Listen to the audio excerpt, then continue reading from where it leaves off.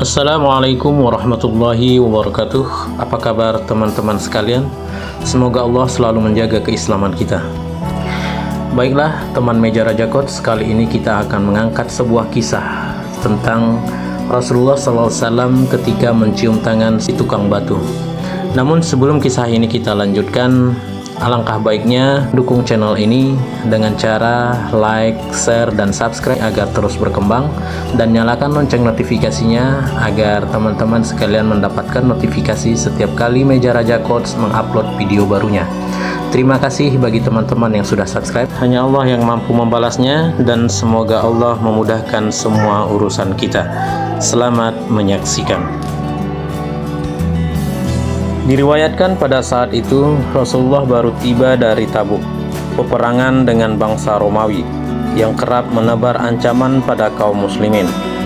Banyak sahabat yang ikut beserta Nabi dalam peperangan ini. Tidak ada yang tertinggal kecuali orang-orang yang berhalangan dan ada uzur. Saat mendekati kota Madinah, di salah satu sudut jalan Rasulullah berjumpa dengan seorang tukang batu. Ketika itu Rasulullah melihat tangan buruh tukang batu tersebut melepuh. Kulitnya merah kehitam-hitaman seperti terpanggang matahari. Sang manusia agung itu pun bertanya, "Kenapa tanganmu kasar sekali?" Si tukang batu menjawab, "Ya Rasulullah, pekerjaan saya ini membelah batu setiap hari. Dan belahan batu itu saya jual ke pasar, lalu hasilnya saya gunakan untuk memberi nafkah keluarga saya. Karena itulah tangan saya kasar." Rasulullah adalah manusia paling mulia, tetapi orang yang paling mulia tersebut begitu melihat tangan si tukang batu yang kasar karena mencari nafkah yang halal, Rasul pun menggenggam tangan itu dan menciumnya seraya bersabda, "Hajihi yadun la tamathaha narun abada." Inilah tangan yang tidak akan pernah disentuh oleh api neraka selama-lamanya. Rasulullah tidak pernah mencium tangan para pemimpin Quraisy, tangan para pemimpin kabilah, raja, atau siapapun. Sejarah mencatat hanya putrinya Fatimah Az-Zahra dan tukang batu itulah yang pernah dicium oleh Rasulullah. Padahal tangan tukang batu yang dicium oleh Rasulullah justru tangan yang telapaknya melepuh dan kasar, kapalan karena membelah batu dan karena kerja keras.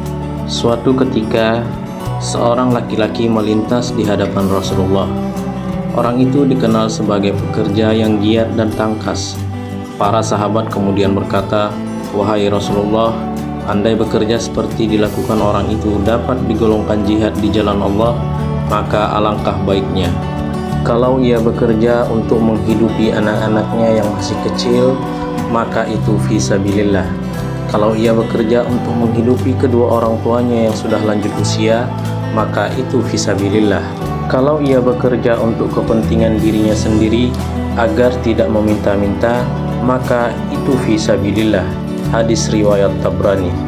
Orang-orang yang pasif dan malas bekerja sesungguhnya tidak menyadari bahwa mereka telah kehilangan sebagian dari harga dirinya, yang lebih jauh mengakibatkan kehidupannya menjadi mundur. Rasulullah amat prihatin terhadap para pemalas. Maka apabila telah dilaksanakan sholat, bertebaranlah kamu di muka bumi dan carilah karunia Allah, dan ingatlah Allah banyak-banyak supaya kamu beruntung. Quran Surah Al-Jumu'ah ayat 10. Dan Allah menjadikan bumi untukmu sebagai hamparan, supaya kamu menjalani jalan-jalan yang luas di bumi ini. Quran Surah Nuh ayat 19-20. Siapa saja pada malam hari bersusah payah dalam mencari rezeki yang halal, malam itu ia diampuni. Hadis riwayat Ibnu Asakir dari An-Nas. Siapa saja pada sore hari bersusah payah dalam bekerja, maka sore itu ia diampuni.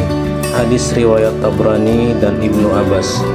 Tidak ada yang lebih baik bagi seseorang yang makan sesuatu makanan selain makanan dari hasil usahanya, dan sesungguhnya Nabiullah Daud selalu makan dan hasil usahanya sendiri. Hadis riwayat Bukhari. Sesungguhnya di antara dosa-dosa itu ada yang tidak dapat terhapus dengan puasa dan sholat, Maka para sahabat pun bertanya, apakah yang dapat menghapusnya wahai Rasulullah? Beliau menjawab, bersusah payah dalam mencari nafkah. Hadis riwayat Bukhari. Barang siapa yang bekerja keras mencari nafkah untuk keluarganya, maka sama dengan pejuang di jalan Allah Azza wa Jalla. Hadis riwayat Ahmad. Demikianlah sebagian kecil tentang kisah teladan Islami, agar kita semakin tahu dan semakin giat dalam mencari rezeki Allah yang halal dan berkah. Selamat berjuang bagi pejuang rupiah. Semoga lelahmu menjadi lillah. See you next quote. Wassalamualaikum warahmatullahi wabarakatuh.